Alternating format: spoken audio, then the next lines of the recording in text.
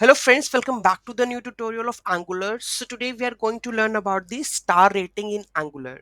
So those who haven't subscribed my channel yet, please do subscribe my channel, and if you like the video, please do like, share and comment on my video. So let's get started. So how we are going to implement such kind of star ratings, whether it's to be 5, 6, 10, or whether you want to make it 5, such kind of things. So we are going to learn in this video. Very easy, very simple. Let's have a look on that. Okay, so what is the process of that? Let's have a look. Okay, so first of all, I have created a new project, ng new Angular star rating app, right? After giving the, would you like to add the Angular routing? Yes. Style sheet, CSS, and after that it will create the project, right? I'm going to the my folder directory, then do the npm start. Okay, so here what package I need to install it, that is there. So these are the issues.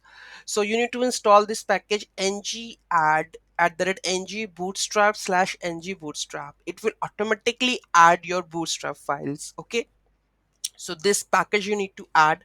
After adding this package, what we have to do the next, this is the app component.html. This is for the rating part, that is ngb rating rate, whatever rate you want to pass over here. Currently I have passed the static one, that is currently it's 3, and if you want to change it, then it's a hover functionality that is already working, whether it's 1 to 2, 3, 4.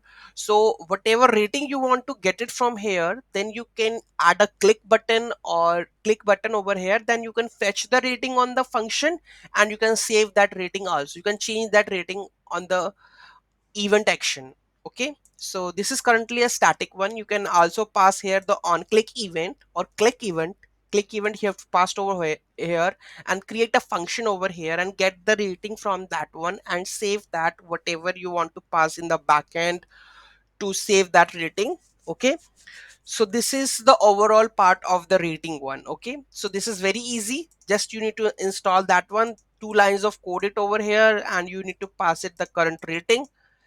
Okay, and that's it. Okay, this after adding all this will shows you, right, the current rating part. Any doubt, any query in that, just let me know in the comment section. Thank you so much for watching this video. Have a great day.